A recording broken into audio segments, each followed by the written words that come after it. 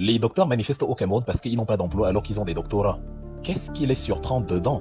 Tu es docteur en sciences politiques ou en sciences juridiques ou en lettres modernes ou en sociologie, mais tout c'est déjà occupé. Il y a 500 professeurs qui ont déjà ça au Cameroun et qui enseignent déjà. Il n'y a pas de débouché pour toi. Aujourd'hui, à l'ambassade du Cameroun à Paris, les choses se font en cash. Or, même les petits bistrots du coin, tu payes en carte dans le 16e arrondissement là. Ça se paye en carte partout, mais tu entres à l'ambassade à Paris, les timbres, tu payes en liquide, tu payes en liquide. Pour que les gens puissent voler. Chiroma Bakary est un comédien qui n'a jamais eu l'intention d'arracher le pouvoir à Paul Biya de quelque façon que ce soit. Il fonctionne comme Paul Biya. Vous voyez que le logiciel est le même. Il est invisible, il est fourbe, il est roublard, il ment. Mesdames et messieurs, bienvenue sur votre chaîne Kamer Today. N'oubliez pas de commenter, de liker et surtout de vous abonner si vous êtes nouveau sur la chaîne. La vidéo que vous allez suivre, c'est le Wilfried Ekanga, le très célèbre Wilfried Ekanga, qui se fait remarquer dans les médias face au professeur Obiaïs Messanga Nyamding, qui l'a littéralement terrassé. Pour ceux qui avaient vu, il avait littéralement terrassé le professeur Messanga Nyamding. C'est un jeune homme vif d'esprit qui se trompe rarement ou bien presque pas. Wilfried Ekanga ne comprend pas comment l'administration camerounaise du Cameroun ou bien d'ailleurs, c'est-à-dire dans les ambassades, fonctionne toujours sur du cash et du papier. L'ambassade de France, par exemple, où tout se paye en liquide.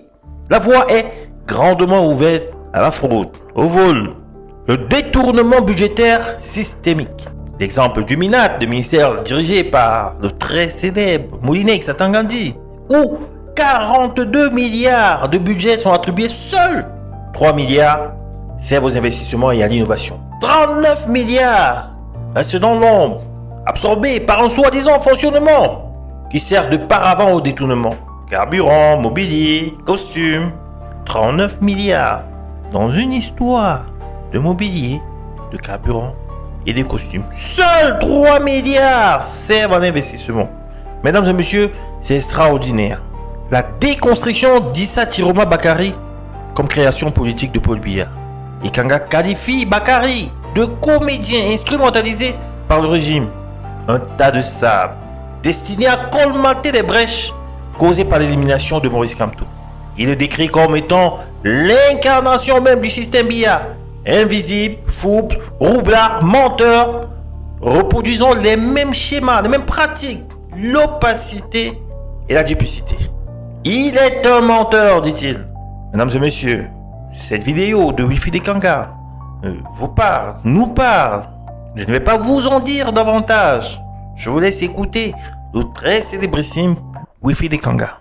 Parce qu'il exporte son or et récupère l'argent pour financer son effort de guerre, réussit à avoir carrément 419 milliards de francs CFA d'excédent commercial. Pendant que nous, on est en déficit parce que l'or sort du pays incognito et que les malfrats mettent de l'argent dans leur poche. Évidemment, dans un pays normal, le MRC veut élargir les pouvoirs du Parlement pour que les personnes sur lesquelles se portent les soupçons d'être à l'origine des fuites d'or puissent faire l'objet d'une commission d'enquête parlementaire où on les interroge à l'Assemblée, on mène un pré-travail et si les éléments de l'enquête sont concluants, on transmet le dossier aux instances judiciaires qui vont ouvrir l'instruction et pousser la chose plus loin pour que si les personnes dont il est question sont vraiment les auteurs du vol, ils finissent en prison.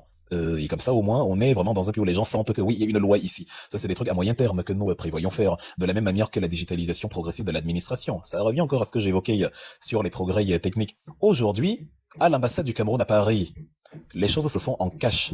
Or, même les petits bistrots du coin, tu payes en carte dans le 16e arrondissement là. Ça se paye en carte partout, mais tu entres à l'ambassade à Paris, les timbres, tu payes en liquide, tu payes en liquide, pour que les gens puissent voler, c'est-à-dire sans vergogne, sans le moindre scrupule, sans la moindre honte. Ils volent tout est papier, tout est comme à l'époque du précambrien.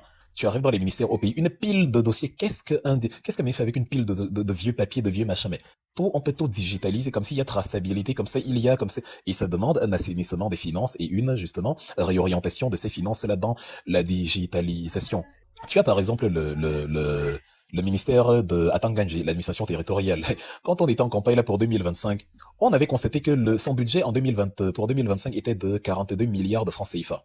Il y avait que 3 milliards qui servaient à investir et à innover, mais les 39 milliards étaient simplement pour faire fonctionner l'administration. Tu dirais? C'est quoi le fonctionnement de l'administration? C'est le carburant, les bons de carburant, l'entretien de la voiture, le costume cravate, le nouveau canapé pour les bureaux, les nouvelles tables. Mais ce qu'il faut vraiment faire, on ne fait pas. Des nouveaux appareils pour électroniser l'administration, voilà, une meilleure qualité de service, une plus grande fluidité, meilleure connexion Internet. Non, il n'y a rien de tout ça. Tout est une pile de papier. Et le reste de l'argent, on se remplit simplement les poches d'ont. Les volets d'assainissement à court et à moyen terme, les voilà. Maintenant, le volet à long terme, c'est ce que j'expliquais tout à l'heure. Les filières scientifiques doivent, c'est-à-dire dominer à 80% minimum l'espace académique du Cameroun. Aujourd'hui, j'ai vu des docteurs manifester, enfin pas aujourd'hui, quand je dis aujourd'hui, c'est avec grand A, de nos jours, les docteurs manifestent au Cameroun parce qu'ils n'ont pas d'emploi alors qu'ils ont des doctorats. Qu'est-ce qui les surprend dedans? Tu es docteur en sciences politiques ou en sciences juridiques ou en lettres modernes ou en, voilà, sociologie, mais tout c'est déjà occupé. Il y a 500 professeurs qui ont déjà ça au Cameroun et qui enseignent déjà. Il n'y a pas de débouché pour toi. Or, il y a des secteurs inexplorés. Si tu avais fait docteur en physique nucléaire, là, c'est clair que c'est inexploré. Maintenant, il aurait fallu que l'État mette une filière sur le nucléaire et un établissement d'ingénierie nucléaire ou spatiale ou aérospatiale ou aéronautique ou ce genre de choses. Une filière d'ingénierie de transformation des engrais, une filière d'ingénierie d'agronomie, d'ingénierie de ferroviaire, comment fabriquer les trains, c'est-à-dire les Chinois, ils ont pris les vieux trains des soviétiques, des européens, et petit à petit, quand ils ont obtenu leur indépendance, la République populaire de Chine sous Mao en 49, et dans les années 80, après la mort de Mao justement, la reprise en main par Deng Xiaoping de la Chine a fait que toutes les clauses de partenariat qu'ils nouaient avec les étrangers, c'était dans le but d'avoir un droit de regard sur la technologie, dont l'État a investi tellement dans le capital pour que chaque investissement étranger en Chine soit une joint venture, que ce soit toujours du public-privé. Tu ne viens pas et tu es seul privé, tu fais ce que tu veux. Non, l'État entre là-dedans, et ça fait que l'État aussi a, il a accès au dossier interne, il a accès à la technologie, il a accès. Si tu ne veux pas, tu t'en vas. Et comme les entreprises européennes ont besoin de l'énorme marché chinois, elles étaient obligées de céder. Et c'est comme ça que la Chine s'est mise à copier ce que les autres faisaient et à améliorer ce qu'ils avaient copié. Vous allez voir que beaucoup de créations chinoises, même BYD, tu vas voir BYD, c'est même inspiré de Tesla, son concurrent. Tu vas voir les TGV chinois qui sont inspirés du ICE allemand. Quand je suis arrivé sur ce panel, il y avait une cinquantaine de personnes. Là, il y en a 10 fois plus parce qu'ils veulent m'écouter, peut-être parce que ce que je dis leur est utile. Si ce que vous dites est intéressant, si vous avez le niveau, si vous n'êtes pas nul, ouvrez un panel et faites-le. Quelle est cette tendance à courir après quelqu'un qu'on n'aime pas? C'est du sadomasochisme. On prend le plaisir de souffrir. On n'aime pas l'écouter, on ne l'aime pas, mais on parle là où il est. Moi, je ne vous suis pas. C'est ça la preuve que vous êtes inintéressant. Et comme je suis très hétérosexuel, je ne cours pas après les hommes. Bon, je veux que les Camerounais guérissent de leur dissonance cognitive. Enfin, ça devient un cas médical à ce niveau. Un homme qui monte pour m'expliquer qu'il ne m'aime pas. Je vous ai dit tout à l'heure, qu'est-ce que vous voulez que ça me... Qu'est-ce que j'ai à perdre? Je souhaite que tous les hommes de la Terre ne m'aiment pas. Au moins, ça me protège de certains délires. Donc, s'il vous plaît, ouvrez un panel, faites un sujet ou je ne sais quoi, ou allez expliquer là-bas comment vous n'aimez pas Wilfried. Mais je n'ai pas le temps, je ne vais pas... Si j'entre sur un panel TikTok où les gens font les enfantillages que je vois là, les chamailles, les querelles, soit je descends, soit la personne descend. J'ai passé l'âge des enfantillages. Je ne viens pas dans les réseaux sociaux pour ça. Celui qui me déteste, c'est son droit qu'il me déteste chez lui. Je ne suis pas responsable de ses problèmes de facture ou de ses ennuis de cœur ou I don't know. Qu'il me déteste chez lui, je ne viens pas dans son cercle privé, il ne vient pas dans le mien, tout le monde est content. Un homme n'entre pas sur un espace de débat public pour dire à un autre homme je ne t'aime pas. Ça c'est être un woubi refoulé. Allez voir dans les bars de Woubi Beaucoup se sont trompés de bonne foi, d'autres se sont trompés, d'autres ont fait un calcul politique, d'autres sont maintenant des cyniques qui avaient d'autres ambitions. Maintenant, allez savoir qui a fait quoi pourquoi. Ce que je peux te répondre ici, en tout cas, c'est que ceux qui ont choisi de voter pour Issa Chiroma Bakary ont été roulés dans la farine par Paul Biya. Chiroma Bakary est un comédien qui n'a jamais eu l'intention d'arracher le pouvoir à Paul Biya de quelque façon que ce soit. Il est le tas de sable qu'on a utilisé pour colmater le trou, fermer la brèche qui a été causée par l'élimination de Maurice Kamto. On sait que devant le désespoir, les peuples sont soit enclins à se révolter parce que dos au mur, ils sont convaincus que si on ne se mobilise pas maintenant, il ne va rien se passer vu qu'on a tout perdu, on n'a plus rien à perdre. Non, Wilfried, j'ai l'impression que en fait, je parle de ceux qui ont décidé étant membres, étant militants du MSC, ceux qui ont décidé étant militants du MSC de voter pour Issa Chiroma. C'est quoi ton opinion personnelle après une année? Ils ont été roulés par Paul Biya et je t'ai donné, il y a 3 types de personnes. Il y a ceux qui se sont trompés de bonne foi, il y a ceux qui avaient un calcul politique, une carrière, ils se sont dit bon, Maurice Kamto était éliminé, certes, mais peut-être à travers Chiroma, au moins, si je le soutiens, j'aurais peut-être une fonction, un poste d'une manière ou d'une autre. Et il y a, sans mauvaise foi, hein, qui se sont simplement dit que bon, on va pas perdre en abscisse si on a ordonné. Maurice Kamto a été éliminé, mais bon, au moins, Chiroma va prendre le pouvoir, la politique va continuer. Peut-être que j'aurai une fonction et petit à petit, il y aura rétablissement du MRC de Kamto et tout le tralala. Il y a ceux qui se sont trompés naïvement en pensant que oui, Chiroma veut le changement et que c'est l'avenir du Cameroun et que bon, on ne va pas soutenir Maurice Kamto à vie, quand l'opportunité est bloquée et qu'une autre se présente, il faut être pragmatique et la saisir.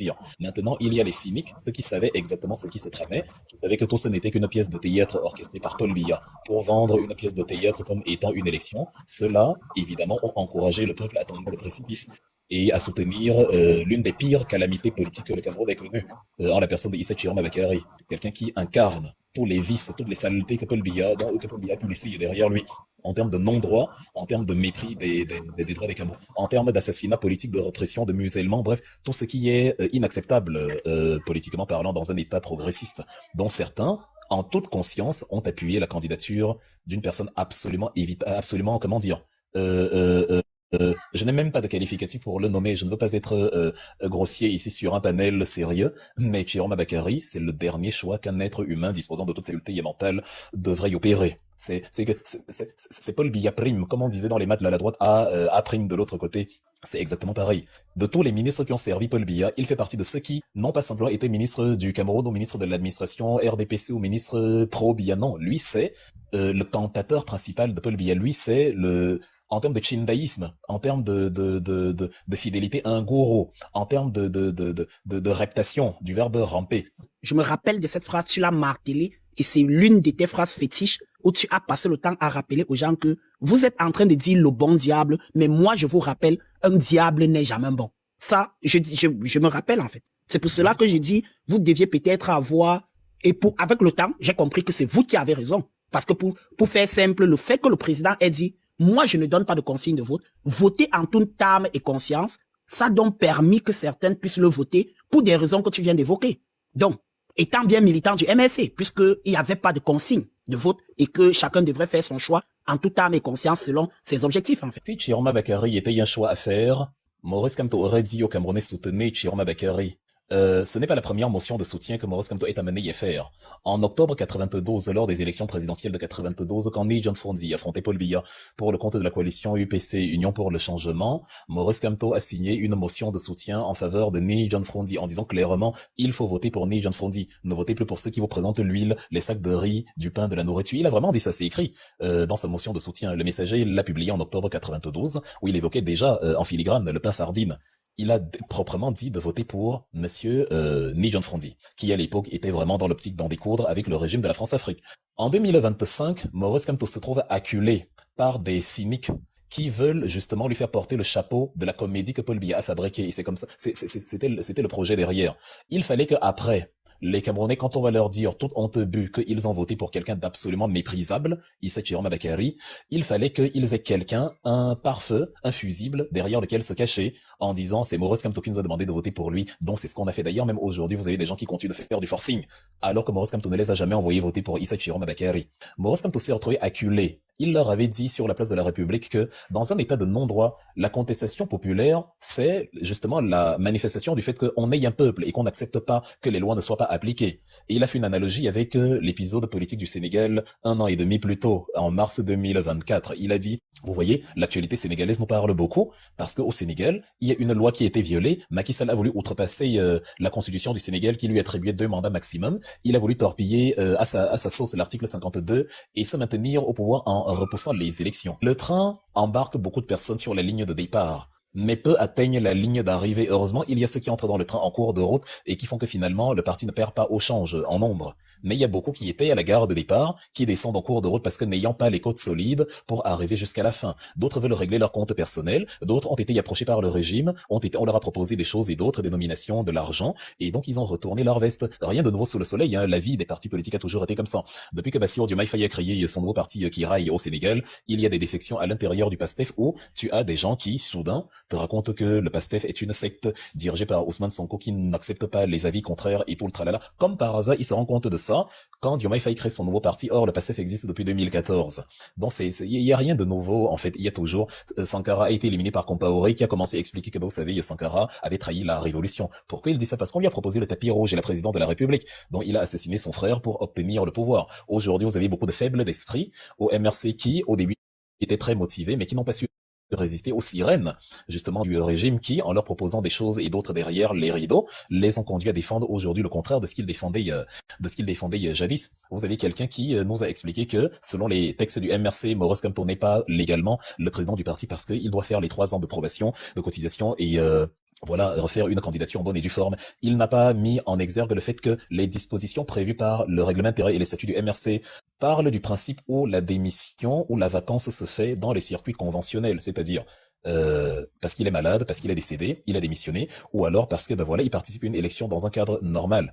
Les textes du MRC n'ont pas prévu que le dirigeant suprême du parti quitte le parti par provocation extérieure, c'est-à-dire par le fait que on a empêché en violation des lois de la République un président de parti d'être candidat dans son parti, conformément à l'article 15 alinéa 3, qui fait que, comme ton mandat impératif est nul, tu obtiens des élus d'autres partis et tu peux aller au présidentiel. C'est-à-dire la violation de la loi par les autorités camerounaises a conduit le directoire du MRC à donner une dérogation à Maurice Kamto pour justement faire la présidentielle, avec possibilité de revenir à la faveur d'un plébiscite, la fameuse convention extraordinaire qu'on a faite récemment. C'est-à-dire, c'était la clause de la dérogation donnée par le directoire. C'est pas Maurice Kamto qui dit je démissionne, je ne fais plus partie du MRC. C'est pas Maurice Kamto qui est tombé malade et on a constaté la vacance. C'est pas Maurice Kamto qui est décédé et on a constaté la vacance. Les cas prévus par les statuts, c'est ces cas-là. Mais le cas dans lequel on s'est retrouvé n'est pas prévu par les textes du MRC. C'était un cas exceptionnel. C'est ce qu'on appelle. On était dans une sorte d'état d'exception. C'est ce qu'on avait. On dit souvent dans l'administration qu'il y a un vide juridique à ce niveau ou alors une lacune statutaire. On s'est donc retrouvé dans un schéma qui n'avait jamais été exploré. Qu'est-ce qui cause que Maurice Kamto part du MRC? Est-ce que c'est une démission? Non. Est-ce que c'est une vacance due à la maladie ou au décès? Non. C'est quoi alors? C'est un départ provoqué par la nécessité de présenter une candidature parce que le pouvoir en place a piétiné l'article 15 alinéa 3 de la Constitution en refusant que nos élus soient des élus. Pourtant, c'est ce qu'on voit dans tous les pays. Donc, le parti a décidé que tu vas avoir une dérogation, une autorisation spéciale de quitter momentanément le parti, mais on garde la porte ouverte pour que tu reviennes. Une fois que le cas a été pratiqué, ça fait jurisprudence pour la suite. Lors de notre convention extraordinaire, on a donc fait des révisions. Lors de notre convention, on a donc fait des ajustements de cette loi-là pour que, si un cas similaire venait à se reproduire, voici ce qu'il faut faire. C'est comme ça qu'on ajuste les lois au fur et à mesure, selon les situations. Ça se voit de toute façon partout. Parce que soutenir Chiroma Bakary, c'était soutenir Paul Biya. Là, c'est très grave, c'est très grave. Voilà quelqu'un qui est hors du pays depuis 1 an.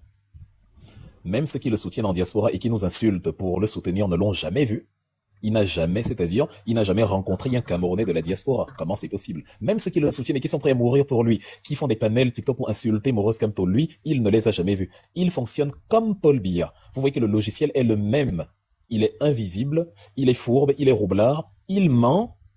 Il y avait des snipers à ma porte, il y avait des tireurs d'élite sur mon toit, il y avait la police dehors, mais j'ai quand même réussi à 80 ans à sortir du pays incognito, sortir de la ville, sortir de la région, sortir du pays, traverser la frontière, jusqu'à me retrouver en Gambie et on ne m'a pas intercepté. Quel degré de naïveté il faut avoir pour croire à ça? Il y a des Camerounais qu'on doit taper au-dessus, il y a gaz nu sur la place publique sans blague, parce qu'il y a des choses imparables. Quand on atteint un certain âge, il y a des choses qu'on n'avale pas, sinon on va nous faire tout avaler. Il dit qu'il y a une armée loyaliste qui le protège, il y a des militaires qui ont déjà rallié sa cause, mais le même t'explique que il a besoin que l'armée vienne l'aider à rentrer de Gambie pour le pays. Mais l'armée loyaliste en question qui le soutient, elle est où? Lorsque Paul Biya prête serment, on ne voit pas l'armée loyaliste venir empêcher Paul Biya de prêter serment. On voit plutôt le même qui vous dit que non, là il faut faire les villes mortes. En gros, chacun reste à la maison et on laisse Paul Biya prêter serment. Pourquoi il fait ça? Parce que la comédie avait déjà fait son effet. Il a envoyé les Camerounais manifester, enfin il a envoyé, c'est même trop dire. Les Camerounais sont allés manifester croyant qu'il était sérieux. Ils sont même allés bien au-delà de ses expériences. Certains ont perdu la vie sans savoir que c'était un comédien qui avait mis en place un scénario perfide avec le chat de bandit. Et maintenant que Paul Biya prend son pouvoir, bah évidemment il faut arrêter la comédie. Là, il vous dit rentre à la maison Villemort, parce qu'il n'est pas question de perturber la prise de pouvoir de son chef. Dans le jour où Paul Biya reçoit son sceptre de commandement à Yaoundé au palais des congrès là-bas, c'est Villemort, vous restez à la maison. La pire chose à faire, tu veux déloger un président, mais tu le laisses prendre sa couronne dans le plus grand des calmes. Tu veux déloger un président, au lieu d'aller à Yaoundé, là où se trouve le cœur du pouvoir, là où est Maurice Kamto que tout le monde insulte, toi tu sors du pays. Déjà depuis l'élection, il n'a plus jamais mis pied à Yaoundé. Or c'était sa résidence principale là-bas puisque il travaillait, il était au gouvernement. Il s'est retrouvé dans son fief, et après il est parti du pays sans dire qu'il partait. Il a fallu que les Gambiens, je pense que c'est le gouvernement gambien qui a révélé qu'il était là-bas. On l'a jamais vu dans une plage de Banjul, on l'a jamais vu prendre l'air, il est toujours à huis clos. Tout est fourbe, tout est flou, tout est fou. Comme Paul Biya, dont on ne sait pas où il est, ni ce qu'il fait, ni dans quel état il est. Les mêmes pratiques. Le mensonge, le soutien au crime, l'amour du faux, la duplicité, l'effacement. Parce que c'est Paul Biya. C'est l'une des plus belles créations de Paul Biya. Et donc les Camerounais qui ont soutenu quelqu'un, comme celui-là, sincèrement, c'était l'éducation politique donc, que nous devrions faire.